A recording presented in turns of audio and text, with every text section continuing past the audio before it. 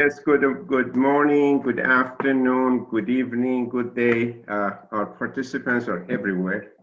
Thank you very much for joining our third tourism webinar. The first two were rather successful. What all of them have in common, and the future ones have in common, is that we deal with small communities and small entrepreneurs. The reason we do that is that some 95% or more of webinars and seminars are dealing with the issues of importance to a formal sector of tourism. They get all the help from the government, they get all the help from the advisors, and so on and so forth. But the forgotten people are small entrepreneurs and a small community. So we decided that somebody needs to fill the void, and we decided to be the one. So that is what we are going to talk about. And then, of course, each time we have a theme. And this time we are concentrating on the Caribbean, an area which I know almost well. Not every island. There are so many beautiful islands there, but I had a good 3 months in Jamaica, and I have been visited a few other places. To have a good conference, you need to have a good moderator. And of course, we have the best we can get. As an anthropologist, I know a good moderator needs to have somebody who feels for the subject. And this subject has territory, it's called the Caribbean, and somebody from the Caribbean feels for it. And then we needed somebody who has a sense of government, industry, and education. And I think we got that person, Tico. Tico is the moderator of our panel. He is Associate Dean of Rosen School, University of Central Florida. For those of you who do not know, this is #1 university in North America based on the ranking of Shanghai ranking of universities. And always it takes leaders to make a university to shine. Here I want to acknowledge the efforts of Dr. Abraham Pizam, Yu Cheng Wan, who is now in charge, and of course, Tico himself, who is the Associate Dean. Tico, the podium is yours, take us away. Your microphone is off. Thank you, Dr. Jafar. I would like to welcome everybody. I'm with you from the beautiful island of Aruba, actually vacationing on this island, and the panel members are from basically not only the Caribbean, but from all over the world, and also our technical assistants, people who are helping us from also other parts of the world. So this is a truly global membership in terms of the panel, but with a focus on the Caribbean. As Jafar mentioned at the beginning, COVID has been merciless in terms of tourism. The reason is tourism depends on two very important or basic aspects. One is mobility, which COVID basically put to a halt. And for islands, the second one is accessibility. So if you cannot get access to an island, it's very difficult for the island to thrive, because one of the hallmarks of the islands is basically to be open to the world. So in that sense, tourism has really pivoted the islands toward new horizons and new opportunities and possibilities that we haven't thought possible in the past. So with COVID, what happened basically is that it impacted the tourism industry, the economy of the islands in general, and in particular, small businesses, because small businesses are very vulnerable to shocks from the outside, as we know, and therefore it is very important to learn how they have coped so far and the strategies that they have engaged in order to not only to survive, but hopefully to recover after this pandemic. We have never experienced something like this before, so it is a life-changing event. Things will change afterwards at the post-COVID, but it is important just to look at the present, see how they're doing, and then make a step forward, pivot towards the future, and see what the possibilities and opportunities are. Today we have a great panel with a lot of experience in terms of small islands, but also small businesses. And I would like to give them the floor, the opportunity to briefly introduce themselves, so that at the end of the introduction, we can really zoom in on the topics that we want to share with you and discuss with you today. I would start with Diana. Diana, welcome. Thank you very much. It's a pleasure to be here. I am Diana McIntyre-Pike. I'm the president and founder of Countrystyle Community Tourism Network, Villages as Businesses, and the president of the International Institute for Peace Through Tourism for the Caribbean. It's a very important position we have, and I'm the coordinator for the IPT, which is the International Institute for Peace Through Tourism, International Community Tourism Network. Thank you. Thank you, Diana. Next, I would like to introduce Clive. Okay, I'm Clive Muir. Good afternoon from wherever you are in the world.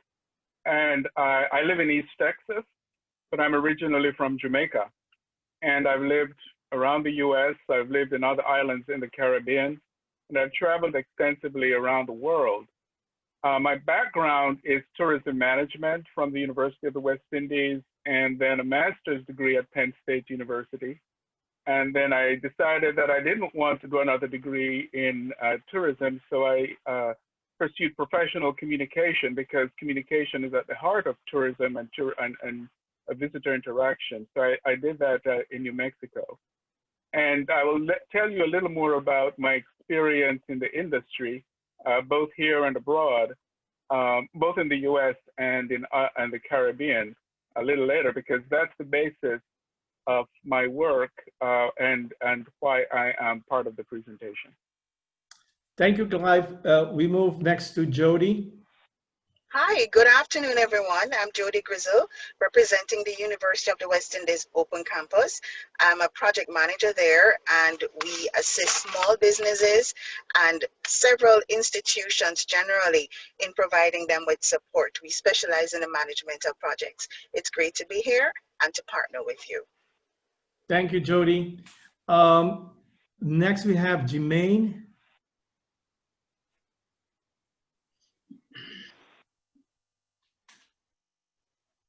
I think there is some technical issues there.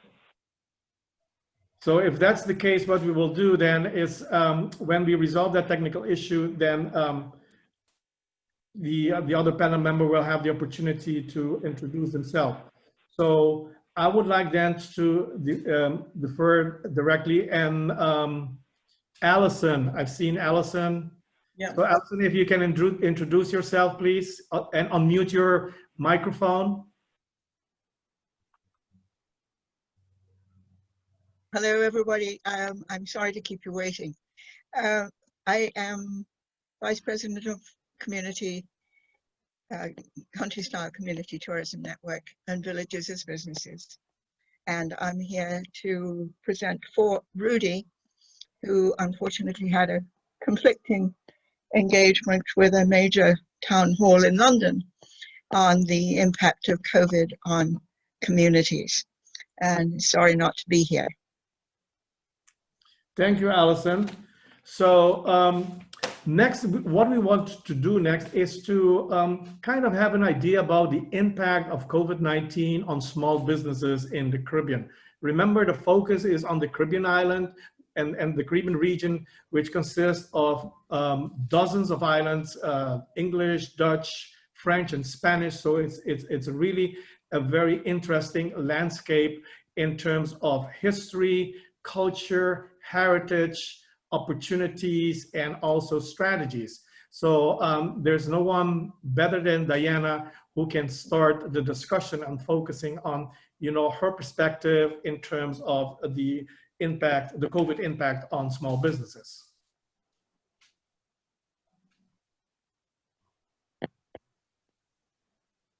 Okay, thank you.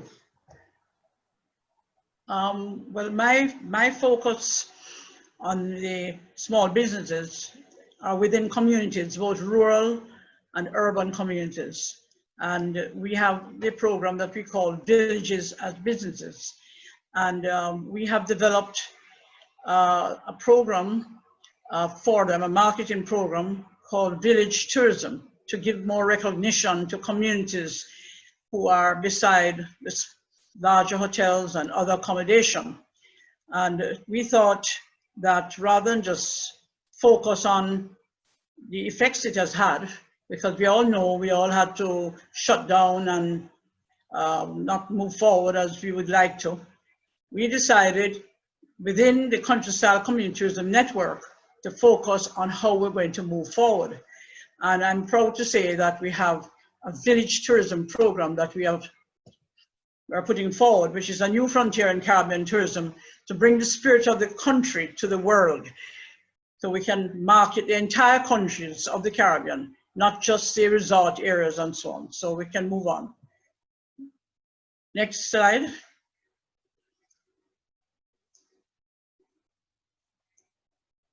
So the question is, why tourism? And about villages, businesses. And we have, as I mentioned before, the village and community tourism, the village as a destination. We are getting good reception from the industry. We can move on. So, and the small island states and economy, due to lack of economies of scale in the primary and secondary industries like agriculture, manufacturing, and so on, must focus towards a service-based economy in order to find competitive advantage in the competitive global marketplace. So we're showing how we bring everybody together and generating a quality service sector with tourism as the prime mover can help to revitalize agriculture, manufacturing, entertainment, etc., you know, as well as the tourism industry. And it is with this focus that villages and businesses finds the purpose. Next. So tourism, especially of cultural nature, creates new consumers and marketing opportunities. But what they need to do is that they have to follow the protocols that have been established by the governments, where people will not be able to come and experience the villages unless we prepare for them, ensure that we're safe and we have the protocols in place to ensure that they don't get affected by the virus. And we are presently doing that in Jamaica. And this includes the fashion, music, food products, etc. Next. So tourism has demonstrated its ability to rebound, and we believe it will rebound eventually, but we know it's not going to be business as usual. And we need to get investments, and we're looking at the Caribbean diaspora to come on board in a more profound way. They've been doing a lot, but we need to get it together. And we're very happy that we have Clive Muir and Rudy Page, who are two dynamic Caribbean diaspora persons in this webinar. Next. So we have branded village tourism here under our Village as Business program to market the authentic experiences, and we're targeting the nature, culture, adventure traveler. Next. So our aim is to provide the most complete range of nature, culture, sport, and adventure experiences in Jamaica and the Caribbean. And what is exciting is that we have an all-inclusive community lifestyle experience program that we can package with large, small accommodation. It doesn't matter. What we are doing is telling the visitor, local visitor, as well as the foreign visitor, that we are ready and prepared to host them in the communities. Next.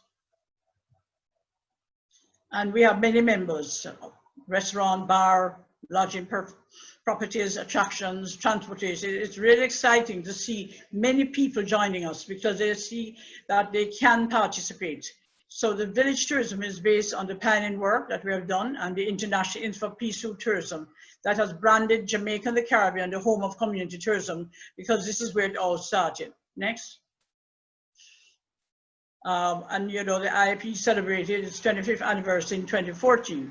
And we are very happy to participate as the first chapter of the IPT out of North America. So if a town and village that wishes to join with other towns and villages around the world in dedicating itself as an IPT Peace Town or village, in doing so, they can agree to actively commit to promoting values of tolerance, non-violence, gender equality, human rights, youth development. It's very important. And Mandeville, where we are based, is the first IPT Peace Town in the Caribbean, and Manchester and its environment being promoted as the hub of community tourism, marketing the community experience, vacations and tours. Next.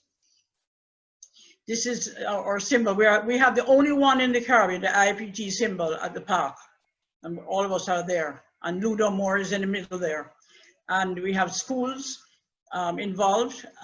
They're now part of it. They didn't even know that they had a heritage, some of them. So we're now able to educate them. Next. And what we are showing people is that you have to audit first, identify community assets, community participation must be a part of that, and research is critical, and identify unique elements of culture, heritage, natural environment that can be built on the experience or product. And we have different markets, niche markets, so you can target which ones you'd like, and you develop the experiences according to what you want. I want to mention the carrying capacity is important. We can't have a whole lot of people piling up, especially now, because with COVID, we are restricted. We cannot have too many people in a community at one time. Move on. So the marketing can be done in different ways. You know, we have marketing partners, tour operators, and so on. You can see that I don't have to read all of that. You can move on. Well, we are, as I said, we're pioneer. We've been doing it for over 45 years, and we are training communities to sensitize them the importance of preserving their culture, environment, and heritage. Move on. The customized experiences incorporate local community and the schools and churches. They did not realize that they could be a part of this program. Visitors coming to enjoy the community lifestyle. You can move on. Friends are made.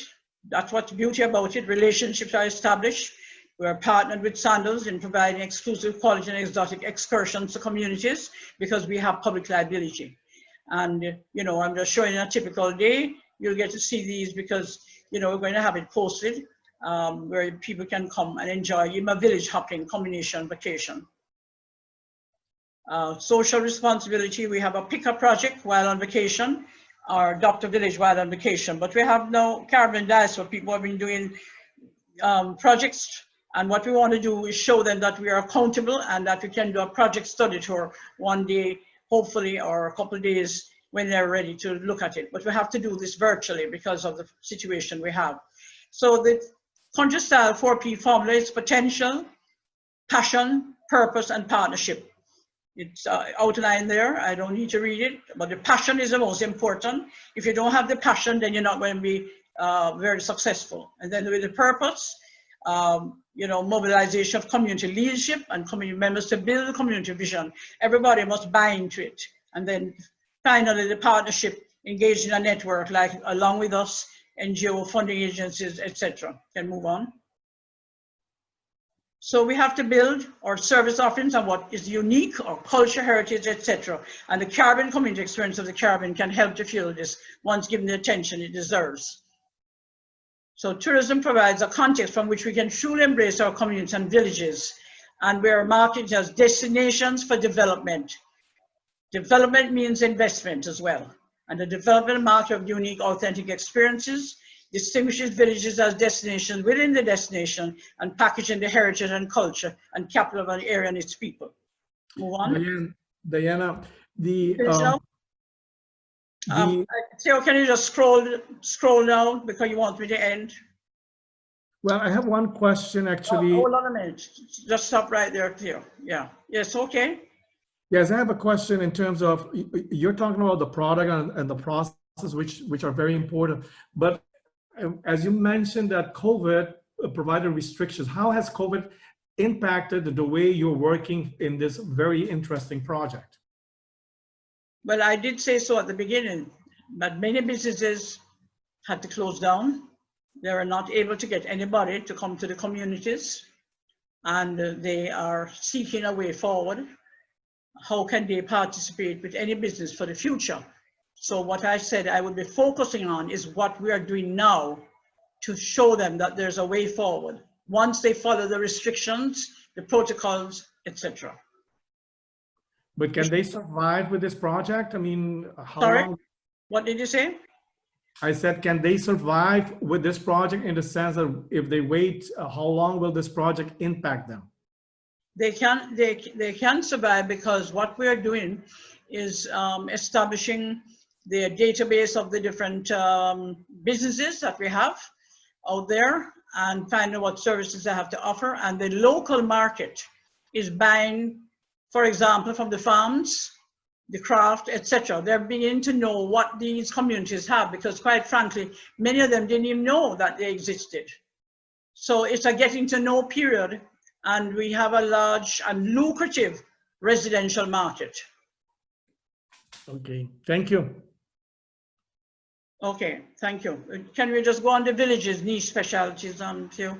Yes, yes, please go ahead. Yeah, this is just to show you how we do the links. Different hosting, the fact that they can do village weddings and community theater, etc. The village destination, village niches, the air to build destinations around the Caribbean, and we can do island hopping, which whatever we have identified. Can move on. And we're not going to go and define all of them, but it's all there. You know, cuisine, farm vacations, culinary arts, and this is just some of them. We have storytellers, we have food festivals. All of this we have been doing, and we're going to do more of. And nature, village night out, events, and more visitors that are coming want this experience, but they have to know they're safe and they're not going to get sick. So we're showing them how to be well. So we have formed a wellness tourism network headed by Sharon Chambers and Theo Chambers. Very exciting period we're in now, where everybody is moving together. And move on. So we have partners. We have the International Info Peace, UWI Open Campus, Jamaica and the Caribbean, who have helped us now with the entrepreneurship training. We also, can you go back, Theo? I just wanted to show the partners. Making Connections Work, Caribbean Center of Excellence for Sustainable Livelihoods, UWI Tourism Society, and the National Best Communities Foundation, where we do competitions with villages. Okay, can move on now. And then, you know, the society is a permanent member. Everybody is becoming a partner. And what I wanted to add is that we are getting the Caribbean mobilized with the very exciting relationships that we have with the Caribbean diaspora, who have, in many cases, the funding, but the challenge they have, and this is important to end, is that they have to make sure there's accountability for whatever money is contributed. And our Academy for Community Tourism has this training with UWI Open Campus, and we have different organizations like the BTEC certification from UK on board with us too. So we have a complete program of training, marketing, business development support, consultancy, everything. So anybody who is interested can contact us. There's our contact information. And thank you very much for this opportunity to share our program. Thank you, Diane. I would like to go quickly to Clive. Okay, thank you. And Theo, do you have my slides?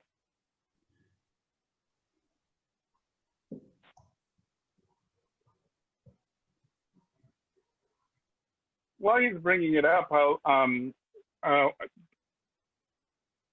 in terms of responding to COVID, the Caribbean destinations, Caribbean islands or countries have done quite a bit to contain the epidemic, or the pandemic, sorry, and through providing protection for visitors and for residents.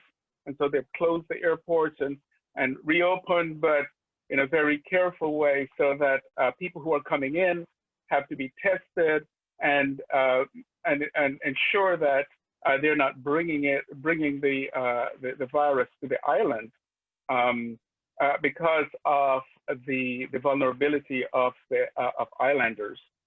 And so there's a very rigorous process now to go to going to the various islands, and it's not just getting on a plane. I'm in North America, and we've had a high number of cases, and the thought might be to go somewhere else, but they have been very, very careful in the Caribbean to ensure that they protect the residents. Something that you also would need to understand about the Caribbean is that the Caribbean has always been a respite, a place, a resort area. And so people have always looked to the Caribbean to provide a retreat or a respite from whatever they're experiencing in the rest of the world. the government of Jamaica, and I'm going to give you two examples of Jamaica and of Trinidad, have provided money to this small businesses in tourism, as well as businesses in other areas. Over $2 billion in Jamaica and over $20,000 per business in Trinidad. And that obviously will help with payroll, will help with sustaining the businesses. They've also provided training on safety. There have been, particularly in Jamaica, there's been extensive training on safety and preparing for COVID.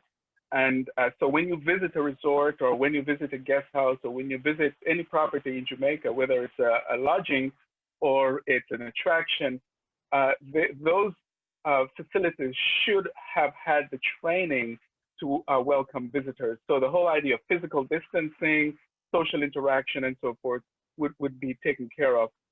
The Tourism Development, or sorry, the Tourism Enhancement Fund has been part of that infrastructure in Jamaica to help to ensure that participants or the facilities follow the guidelines, and they've provided strict guidelines. But it also helps for accountability in the Caribbean, in the sense that many of the operators, the small businesses, may not have been registered with the, you don't need to show that yet, but may not have been registered with the government. And so there is some accountability there. But I want to talk about a particular area, again, with my background, international background. I wanted to talk about a particular area of small business recovery and small business development that might help the businesses, because obviously we don't know how long this is going to last. And so what do small businesses do as they move forward? The important thing to remember is that once COVID goes away, hopefully when it goes away, that we still have issues of safety, maintaining safety. We still have issues of climate change. And as you know, the Caribbean, or you may know that the Caribbean is so susceptible because of the low-lying islands to climate change. So we'll have to also engage that issue. We'll have to engage issues of equality, Black Lives Matter, and so forth. We'll have to also respond to the requirements or the requests of the diaspora. The diaspora is really spread through the UK, Canada, and the United States, which have seen some amount of protest. And so there might be some requirement that we look into our own history and culture. So I wanted to focus on how do we craft new narratives for small operators. And some background to this: small operators have not really been part of the development of tourism as much as the larger resorts, the coastal resorts. And Diana has had some influence on bringing small communities and small businesses to the forefront of the tourism industry. I don't like to call it an industry, but the hospitality, craft, entertainment, and so forth industry of the not only of Jamaica, but the rest of the Caribbean, and indeed to other parts of the world. I want to focus on two concepts: the concept of narrative and the concept of craft. You can go to the next slide, please. A narrative is the story or the message or the illustration or visual that you use to portray an event or experience. And the tourism narrative in the Caribbean has always been one of welcoming and one of bringing people in, but it has not always been inclusive. And so, and to the history and to the culture, particularly of people who don't live on that in the coastal areas where most resorts are located. This post-COVID or this COVID pandemic has given us an opportunity to really look at the narrative and how we are including or not including different communities in different aspects of life in the Caribbean. Some islands have made some headway into being more inclusive, but there is some work that needs to be done, more work that needs to be done. Okay, the next slide, please. The next concept that I want to talk about is craft. And craft, many people might think is, craft of wooden craft. But craft is really a method or a process or a skill and the result that you get from going from a problem to a solution. So my whole emphasis is on crafting narrative. Next slide. Okay, so I want to give you a little background into one of my experiences. I lived in the Sea Islands of North Carolina, South Carolina, Georgia. And the Sea Islands has what you call the Gullah people. They're very similar to the Caribbean people. In fact, they came from the Caribbean up to the Carolinas during slavery. But they have maintained somewhat an independent lifestyle because they're right on the coast, they live on islands, and so they have maintained much of their heritage. And so what they've done to be part of the larger tourism narrative or the larger tourism project in those islands, as you know, places like Savannah and Charleston are very popular destinations, and Hilton Head are very popular destinations. They have decided to use some of their own craft, some of their own skills, going way back hundreds of years, and to make that part of the experience of visitors. So if you look on the image, in the upper left-hand corner of the image, you'll see baskets. Now, in the Caribbean, we have baskets. We make baskets. But these baskets there from the Gullah people are much, much more expensive. In fact, some of these baskets can be thousands of dollars. And the reason for that is they have been able to tell the story about their heritage and interweave that literally and figuratively into their crafts. And the baskets are the major craft items that they do. And they're showcased in different places, in the stores, in any of the resorts, and any of the destinations in the Sea Island. So part of what I'm trying to do with my work in the Caribbean, and from a diaspora perspective, is to help small businesses, small communities develop the narrative of what they offer. The large narrative or the bigger narrative of Caribbean tourism is overwhelming. The smaller narratives are not as known.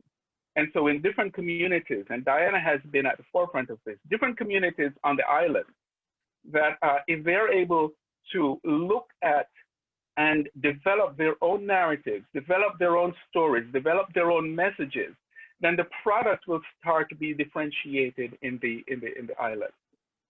It also means that they will have to engage, and there are organizations in the Caribbean. One comes to mind is JAMPRO, for example, that has been very active. That Jamaican Products is a trade organization, and they look at a variety of people. Now, one of the problems that we might have is that we define ourselves as a tourism business.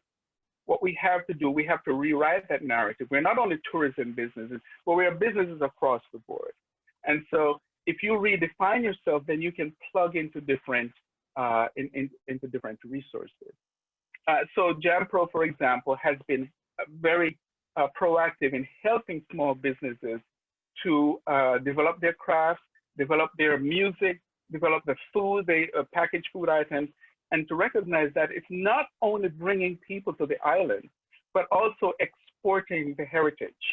So when you package these things, and particularly at this time, you can do the virtual experience, but also attach to the virtual experience tangible products. I just bought a book yesterday from someone who's involved in the tourism industry and who has compiled some of the sayings, some of the history, and some of the culture of people in Jamaica. And now that's being sold on Amazon. And so we can do more of that. Then when the tourism, when visitors come back, then that would be good.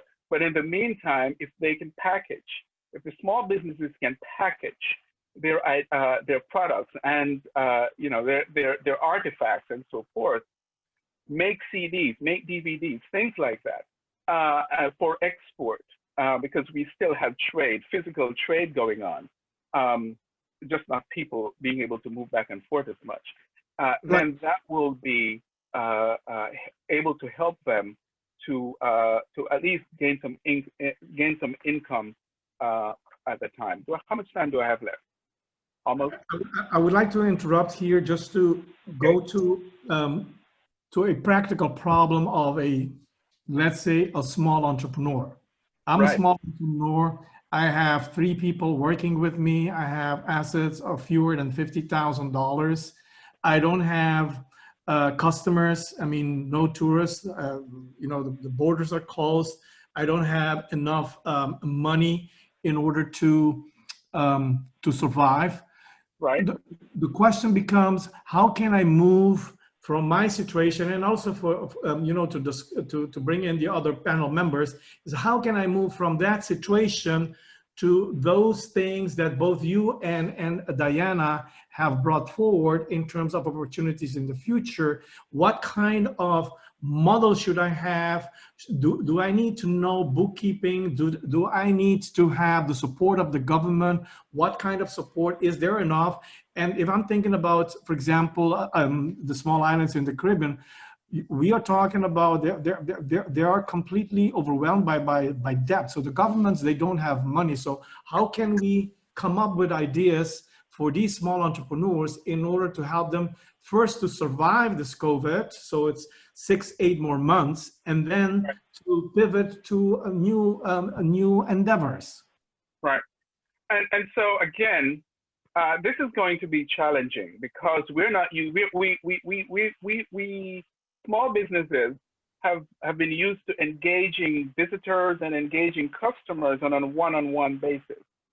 There has to be examples like cooperatives. That's what the people in the Sea Islands have done. They make their baskets, but they have cooperatives.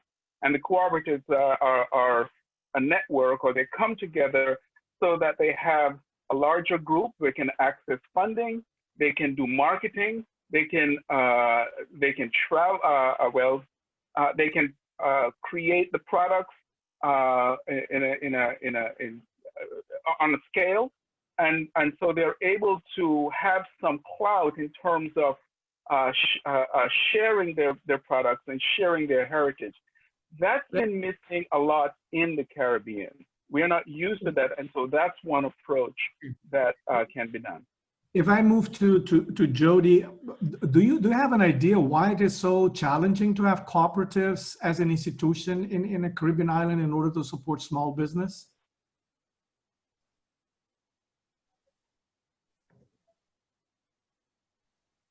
Jody, can you hear me?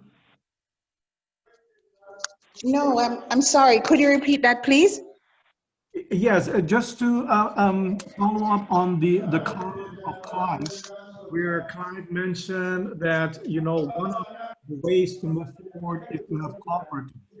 Why do you think we don't have enough cooperatives or strong cooperatives in an island like Jamaica or other islands in the Caribbean? What's missing? All right, I'm not hearing everything clearly because unfortunately it started to rain. I heard something about having enough cooperatives in Jamaica. So we have a department of cooperatives and tip-friendly, and they do try to support small businesses. So they would provide loans and other support. That's one of the things that we do. They have they fall under the government of Jamaica and are managed by one of our laws. There's an act that governs their provisions. Are these strong cooperatives? Do they have enough resources? I'm not in a position how strong they are. And they have significant membership. Of course, this is all in comparison to some other service provider. But there is help, there is access in Jamaica for small business enterprises. So you find that some of the financial institutions, the commercial banks even, now have set up micro-lending and microfinancial institutions. And this is another source for small businesses to go to. Okay, thank you. The other question that I have, I think, which is very interesting, what both Diana and Clive brought forward, is the question of, it seems like small businesses do not have enough capabilities in order to survive shocks or to pivot towards a new endeavors. So training is one of those aspects that seems to be lacking. So is there any institutions, or do you think that we need to come up with some creative ways in order to provide those very practical training to entrepreneurs in the region? Well, we have that already through our Academy for Community Tourism, where we train them with basic skills, entrepreneurship, and how to develop their businesses. For many of them do not have any accounts. They don't know how to present themselves. And so we have that. And that's one of the reasons why we joined forces with UWI Open Campus, because we wanted to take them to another level, but they have to learn the basic skills first. They cannot just sit there and expect to get support if you don't have that. But we have a whole network that is dedicated to this. Yes, May I just add to what Diana is saying? So for UWI, our strategy is to help small businesses to learn, unlearn, and relearn. So they have to learn the technology, the business processes that are current for this time frame that we're in. They have to unlearn the bad habits and the outdated practices and the outdated technologies.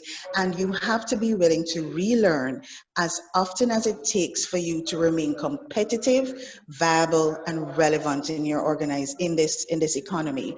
And so the university forms strategic partnerships with small businesses like that to support them. This is not about just providing some tertiary program. It's about meeting small businesses where they are.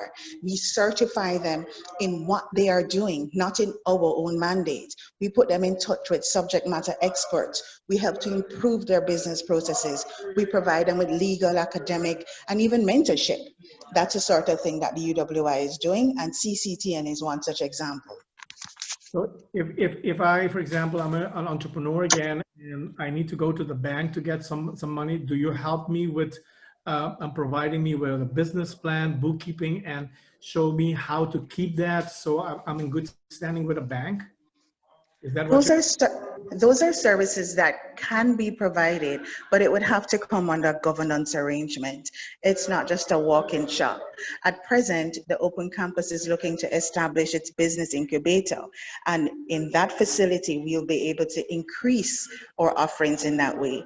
Right now, we take organizations on a one-on-one level. Sometimes we find the area of interest, or sometimes they approach us.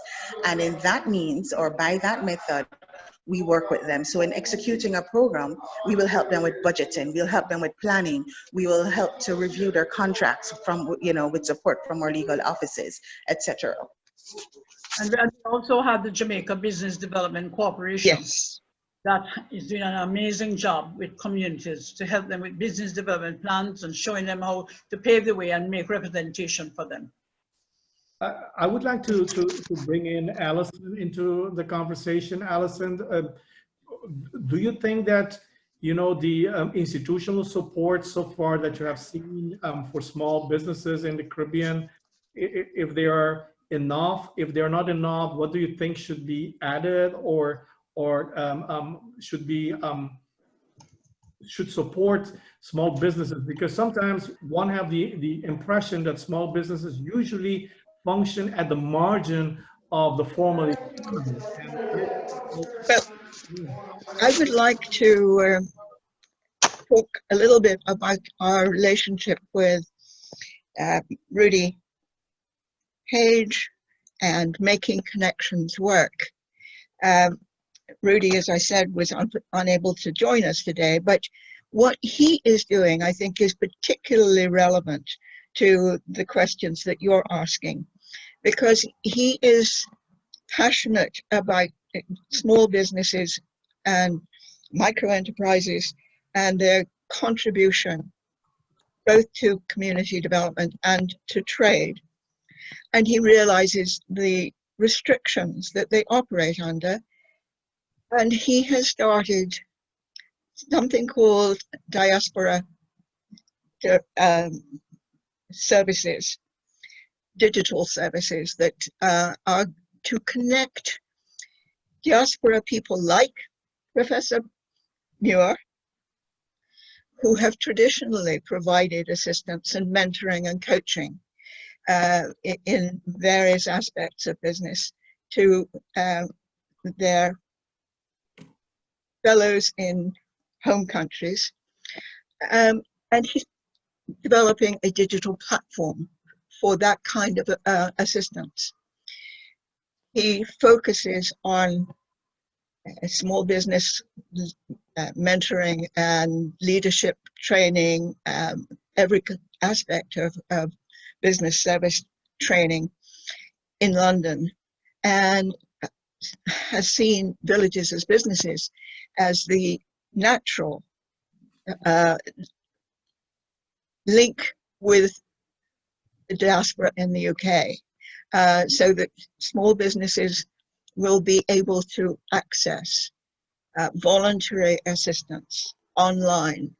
Absolutely critical under our current restrictions, but probably the way things are going to continue to be in the future. I think it's an extremely exciting partnership that has been set up, just like our partnership with the university, but transforming local communities with making connections work, and CCTN's villages as businesses, I think has a tremendous amount of opportunity for under-resourced and poorly connected people struggling to start businesses in rural communities at the best of times, and especially now. Thank you, Alison.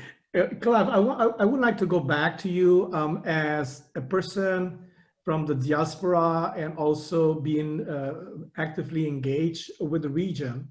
About 10 years ago, I did a study in Central America in poor communities and looking at how technology can assist them in, climbing up the ladder.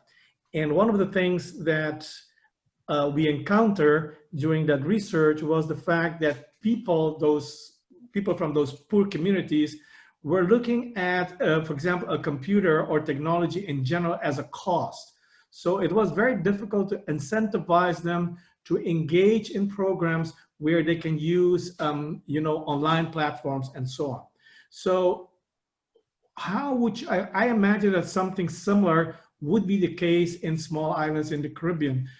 How would you, from your diaspora experience and your know-how in terms of mentoring people, how would you go about that in order to convince someone that technology is not so much a cost, but it is an opportunity really to recover from COVID and to rescale in the future? Yeah, well, obviously we are going through a time now where technology and the use of whether it's computers, smartphones, you name it, are a necessary cost, not only for our personal engagement with friends and relatives everywhere, but also in business. We are on a Zoom chat right now, and I've been on so many Zoom chats for the last few months that I've gotten so used to them. And so that is also an area that the small operators, I think just about everybody has WhatsApp and Zoom and smartphones now, and that would be a start. But using the technology for the bookkeeping that you mentioned earlier, using the technology for doing virtual presentations to potential customers. I think we all have that experience and we all understand the necessity. Maybe from the perspective of transitioning that to a small business, it might take a little more of a challenge. And certainly that would be an area like the UWI Open Campus, which has campuses all over each island, and so are closer to the communities. That's an area that they can work on, as well as local colleges, training centers, and so forth. And which brings me to another point about rethinking the whole idea of tourism, that tourism is not only through the Ministry of Tourism. Most islands have a Ministry of Tourism, but tourism is also through the Ministry of Education, Agriculture, Social and Economic Development, Finance, and so forth. So we have to have a more holistic look at tourism and by extension, small businesses, and then through parish councils and through local leadership, help that to filter down and to let them people understand that they don't have to develop their small business in their little corners, but that they're part of a network, they're part of a cooperative. And I think that's a big challenge for us because we're so used to doing things on our own that we don't recognize the availability of resources out there. Thank you, Clive. I would like to go to Jody because, Clive, what you're saying is your premise is that small entrepreneurs who function at the margin of the formal economy may have this technological savviness or interest to engage in technology. And the second premise is that the infrastructure is there for them to perform efficiently in terms of the use of technology. So I would like to ask Jody about your experience with that. I mean, do you think that those premises in the small islands in the Caribbean are there for small businesses which function at the margin of the formal economy? Well, I can't speak for all of the Caribbean, but for Jamaica, you do have a lot of entrepreneurs on the margins, as has been said, persons who are doing very micro businesses and services. And the university it's not likely that the university will reach persons at that level, but there are some intermediaries. So we will work with the networks like a CCT and some entity that bridges that gap for the small enterprises. And then we meet them by giving them business skills.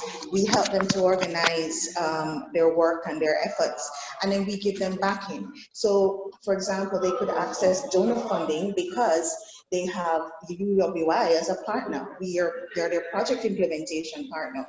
We can provide project management services for them, and by providing this sort of institutional support to tap into the funding and the opportunities that exist. And that is how we help to keep our finger on the marketplace, and that's how we also help to make them more relevant and help become our economic growth. This is very interesting. Diana, what is your experience with, training those entrepreneurs at the margin with regard to technology? It's mixed. Some persons are technological. Depends largely on their age group. You find that the older ones are not so much at the margin of society, and the older ones are the ones that have greater challenge with the technology. So something that we may think is simple, like getting into Zoom and having a Zoom network, is a challenge for them. Whereas the younger demographic, they just eat technology up. It's almost like a Pac-Man game. So they're very happy for UWI to give them the most advanced opportunities as it relates to technology. That's one of the things that we have found.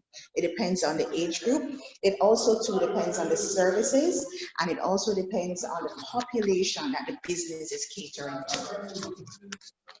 Diana, I would like to pivot to you. What is your experience with the training and technology, and particularly the role of women in that respect? But what we have done is to have them partner with a young person and get a young person to give them the support they require. And it has worked because some of the people who are older who we think will not be able to do it, they finally catch on. It takes time, but it has to be a relationship established between the youth and the older persons in the community. That's what we have done. Okay. Well, before we go into the break and to the Q&A, Alison, I'm looking at you and I'm thinking about, you're working together with Rudy in terms of the diaspora, and it's basically let's say, a non-governmental type of initiative. What is your opinion about what the role of government should be, or the official institutions, with regard to supporting what you're doing? Can you unmute yourself, please? I'm unmuted. I'm muted. You've hit on a really sore point, because I don't know whether this really applies across the Caribbean, but certainly in Jamaica. One of the things that our organization and similar organizations have encountered is a government that loves our ideas and wants to implement them themselves rather than facilitating. And sometimes that results in something which is quite honestly dysfunctional. It's top down rather than bottom up. There's insufficient participation from the people who are really the people who need the assistance. I would love to see a much more joined up approach on the part of government, as Professor Muir was saying. And I was saying just the other day, we're in the middle of so many revolutions. Our approach, which is to foster sustainable community development through tourism, rather than focusing on tourism, I think is a really significant way of getting to grips with these multiple challenges that face us and will continue to face us after COVID. In fact, if we're just simply looking at pandemics, we're told to expect more and even worse pandemics in the future because we have not treated the environment properly. Now, I'm going to digress a little bit about government assistance and donor programs, if I may, because I've seen a lot of compartmentalization. Just as we have separate ministries, we have donor projects that, for instance, try to improve environmental management. But you can't expect people to start doing the right thing just by telling them. Similarly with governance, you can't expect people to get themselves together and organize and become very democratic just by telling them. There has to be self-interest.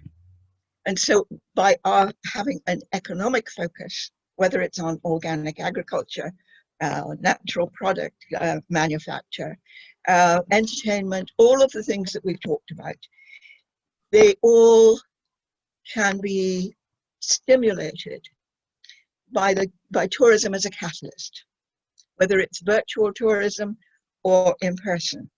And we're also finding that a lot of people, I think because of the things that we're facing as challenges, are interested in how small communities are coming to grips with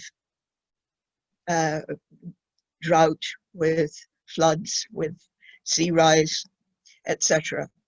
And so telling a story, Professor Muir, virtually is something that can be packaged and it can make some money from. We have to get the government to understand that holistic approach is going to save them money and effort if they become orchestrators rather than competitors. People have heard me say this before, and I think we've got a lot of support for this. Government isn't always the best implementer, but it is the best facilitator. And if we see more government support, there will be more funding and we will be able to scale up. and we will be able to do it in a coherent, coordinated manner, rather than little project here, little project there, without any sustained follow-up. Alison, thank you. Before we go to the break and we'll have a cultural intermission, I would like to remind our participants that we will have, after the intermission, we will have the Q&A session. And also during the Q&A session, I would like to continue with this interesting conversation about how we can coordinate better, how we can integrate better into more holistic programs, and also how we can be more inclusive so we can move the entrepreneurs who are functioning at the margin of the economy to bring them into the formal economy so they can be more protected and more incentivized, and therefore to become more productive as they are right now and scale up. So we will move right now to the cultural intermission, and then after 5 minutes, we'll be back with the Q&A session. Thank you.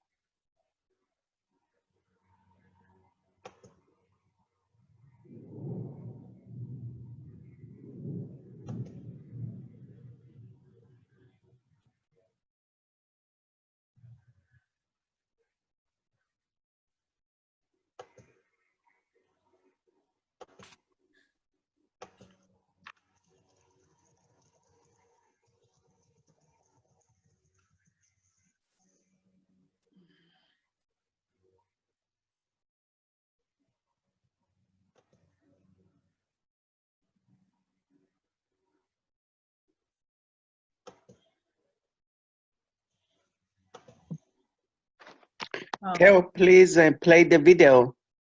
Theo, the video, we need the video.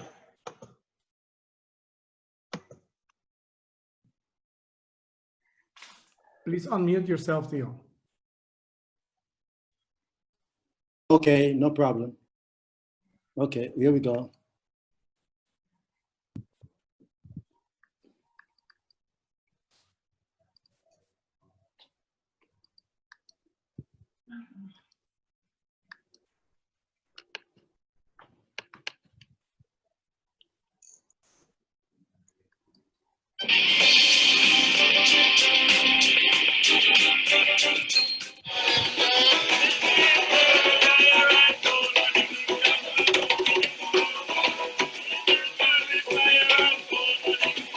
That's the sound of the mighty Beeston Mentor Band.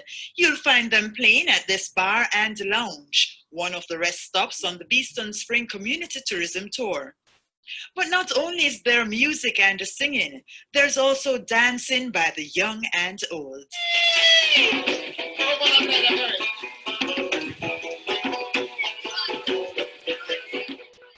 Our special correspondent, Keneal Gale, even had a chance to drop his legs. Mentor music is the original music before all of the music come forth, because mentor music is a fuse between the European and the African music. So we have the drum and the guitar. When the guests come, they hang out, listen to the mentor music, and they get sugar cane juice, cane liquor, and they get all different things, and they're able to purchase something there, and they learn about the whole history and meet and greet the people, and play dominoes and so forth and so on. The community of Beeston Spring in Westmoreland has its own little history. The community got its name from Governor William Beeston, who was a landowner and a governor who owned land all over the island. Beeston Spring come about because they was a minister of the Moravian Church, at the collodion, the flat.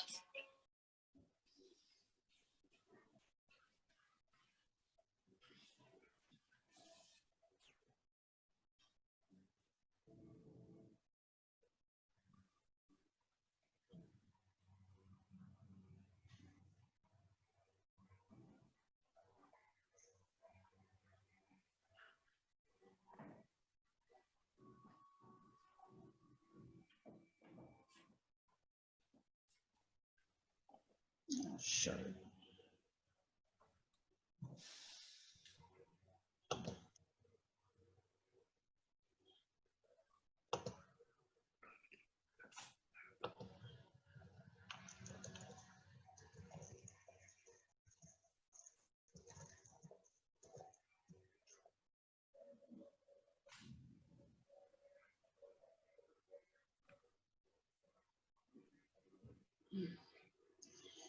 Oh, boy.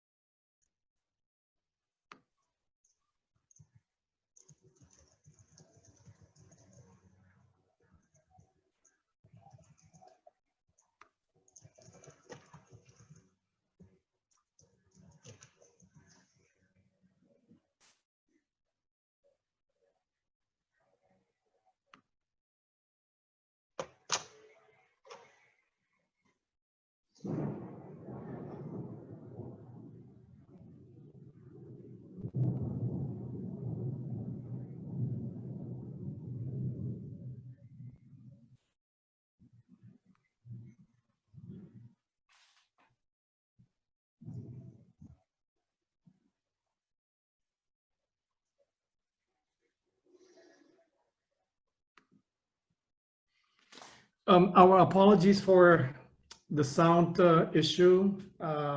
As I understood from the with the sound, so which means that you will be able It's a to pity. you will be able to see it and to hear what they're saying, because I'm assuming they have a very powerful message to share with us. Very much. You can quickly kind of give us a sense of what they were saying. I can give you a sample of what they're saying. They're talking about the whole experience of showing the lifestyle of the honey stop. You saw the honey stop there, honey making in the community, which is the first stop on the tour for Beeston Spring. And then you saw a farmer who is also an architect.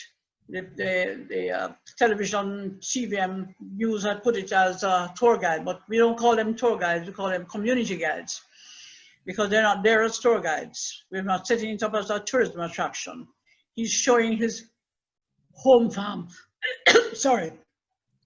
He's showing his home farm where he showed the peppermint plant, and he also showed the turmeric that you can make curry with.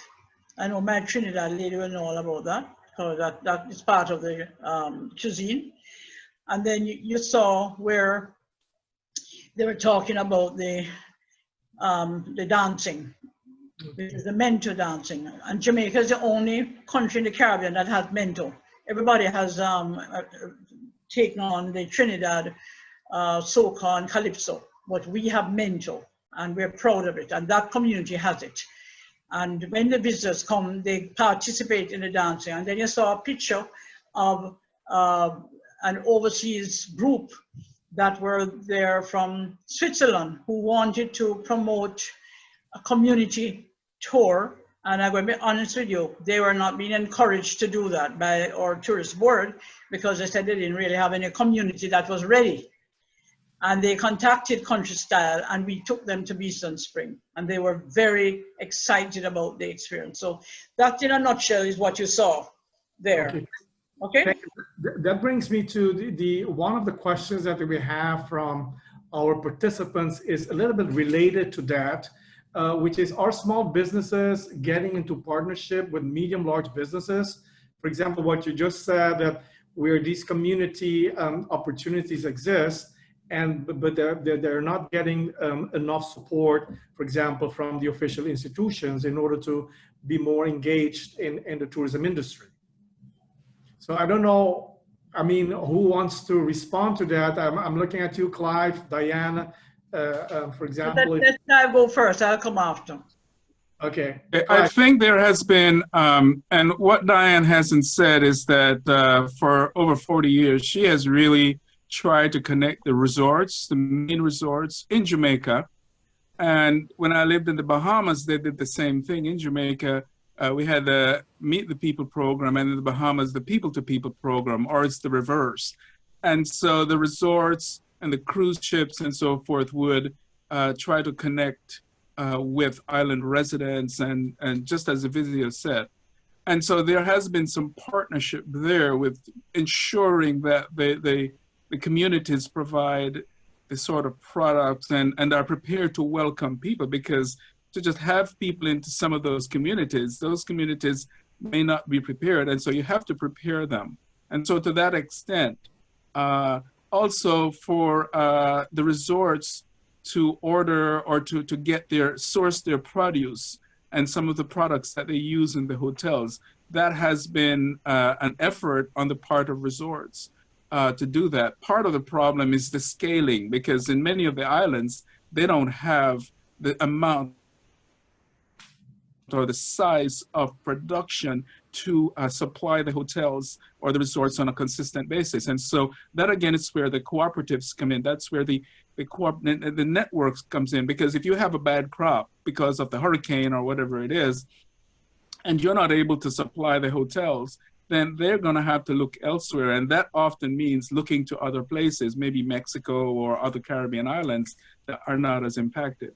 So I think increasingly there has been over the years, and obviously there should be more, because now again, we're looking at the totality of economic small business production. But the small businesses also have to be willing and have to step up and to connect with the larger network. I want to stay for a moment on what you said, Clive.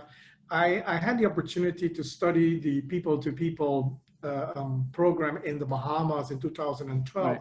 And one of the things that came up very often was the fact that the residents at that time thought that the resorts, the government, etc., did not really support them. So it started with a lot of bang, but then it started diffusing slowly, and they were not getting enough support.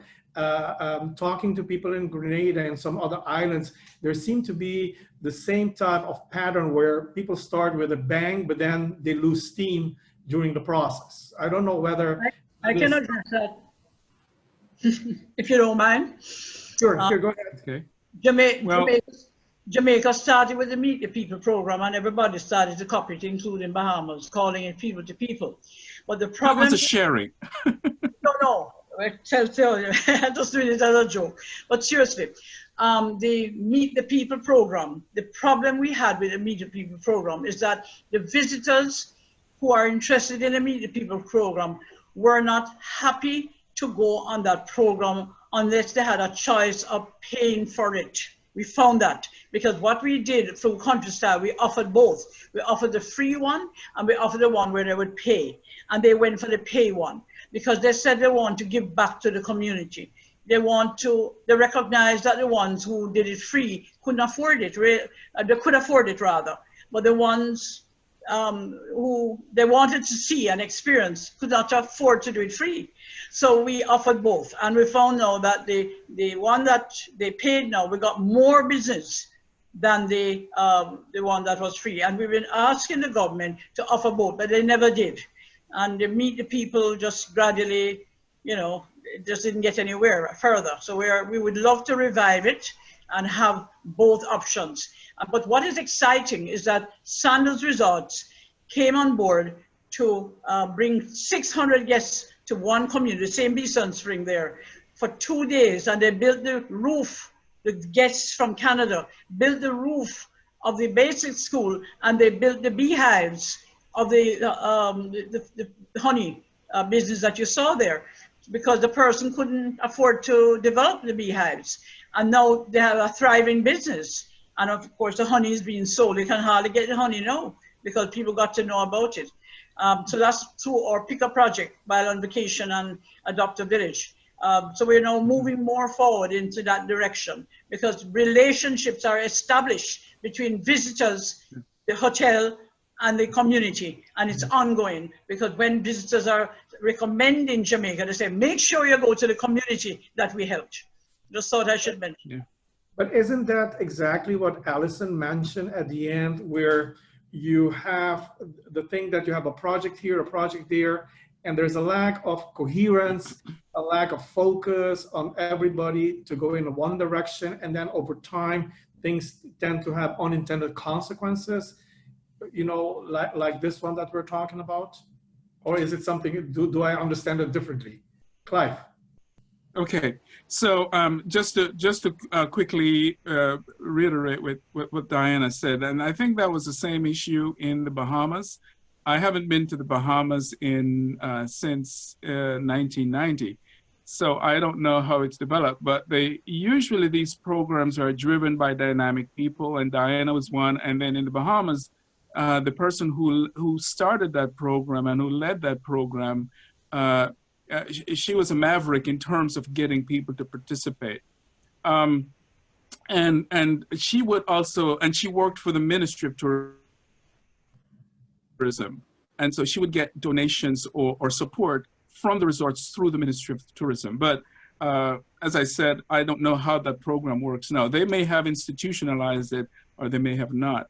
And so that's part of the problem, as you mentioned, that some things become institutionalized and some do not. We also have change of governments. We have to remember that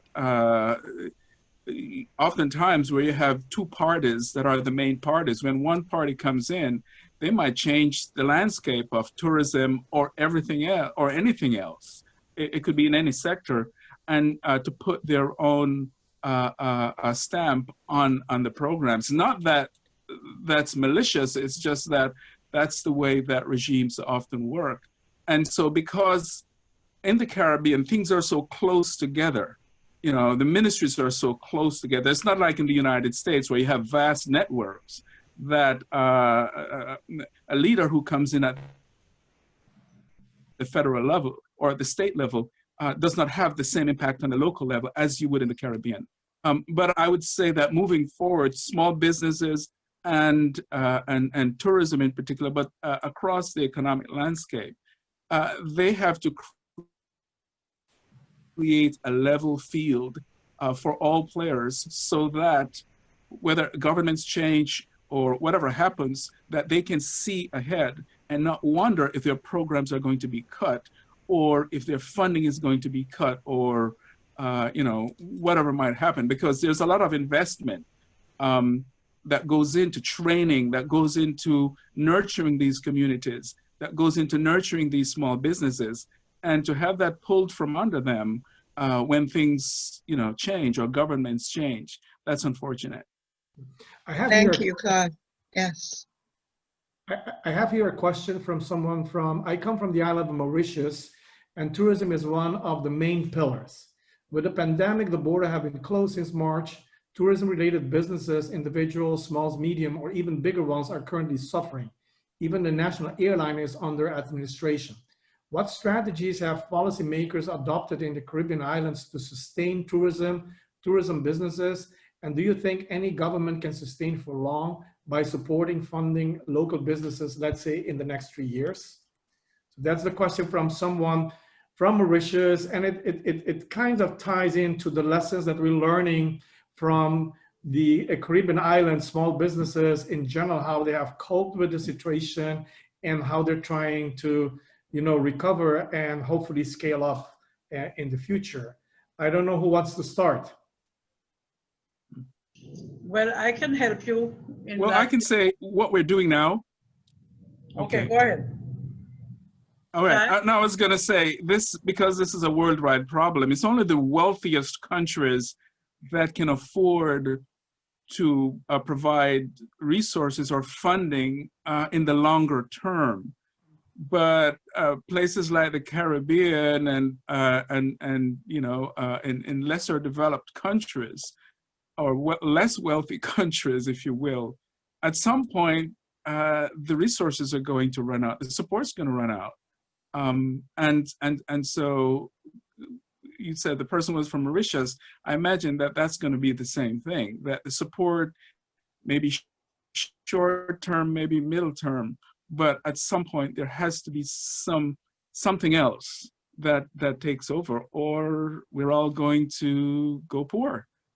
But I don't think that any one country can do it forever. Diane? Whether it's small businesses or benefits to workers, I mean, it's horrendous. And you know, hopefully something happens in the near future. Diana, please. Okay, I can give you our perspective on this from Countrystyle, villages and businesses. What we have done is to identify the businesses in the communities that exist that need support, to make them realize that for them to get support, we have to have proper documentation of their business, and also for them to advise us what it is that they need funding-wise. And once we put together a business proposal, we can then submit it to different corporate people. And for you know, the Caribbean diaspora, I have to come back to them again, because the Caribbean diaspora has a problem where they never get to know really about the projects that need support, which are the small businesses and communities and so on. And they can't depend on the government to give them that information. So they have to get it direct. And we are able to provide the direct information. And many of these villages and communities, diaspora people come from those places. So they know that they're going to help them. In addition to that, we're telling people they're not to sit down and wait on tourists to come there. That is not what the intention is. We have to identify the markets for them. But in the organic farming, we're about to do organic farming and entrepreneurship training, because people want to get well and we get healthy. And we have people who are willing to invest in that from the corporate world, because they want to get things moving. We don't get enough organic vegetables in Jamaica. And I think it's a partnership that has to be established. But we have to get away from this thing that we're waiting for tourists to come, because as we've said, it's a long time this is going to go on for. So we have to focus on our residential market for outings, because many of our residents don't know the attractions or the communities. They have no clue, especially in my country, in Kingston. A lot of the well-to-do corporate people are saying, oh, we didn't know that this existed, and now it's our time to go out and enjoy a day out or spend 2 days in a homestay. I find now there's more interest in doing that. So you just have to get it together, get the information together, and then market it. And that's why we're happy that we have a network. And I'm happy I have somebody like Alice Massa, who has helped us so much with the planning and development of our communities and doing the profiles and all these things over the many, many years. And so we're now in a better position to present it to the world and for the diaspora people to enjoy what we have. Before we start wrapping up, I would like to give Allison the last word. And it is, if you can help us with one opportunity that you have seen amidst this pandemic for small islands in the Caribbean and in the world. Well, they always say that pre-pandemic, during bad weather, during the winter, that's the time when you plan. Well, it's the time when we think. We have to use this to really visualize the kind of future that we want to work towards. And we need to spread that thought as widely as possible so we get everybody sort of thinking in the same direction. You mentioned the problem of shotgun projects. We try to avoid that by having a very systematic, step-by-step method of preparing villages. Once somebody in the village says, we'd like some assistance, we go to work with a sequence of steps and manuals, and everything is developed and consistent, but can be adapted to individual needs, obviously. But we have the opportunity to scale up if we have enough people saying to government, this is the way to go, please ask the international donors to get behind this. Because then I think we could really develop a movement that has enormous power. I mean, it addresses income inequality, it addresses climate change, it addresses democracy, it addresses so many of the things that are in crisis right now. So it's a big ask, but let's think big. Thank you, Allison. With Allison having the last words about our webinar today, I would like to thank the panel members. It's been really exciting, fun to talk to you and to have an idea about your own experience and to share it with us. And as my final word, I want to thank you, all the participants as well. And I want right now to defer to Dr. Jafar to give the last word of our webinar today. Jafar, you need to unmute.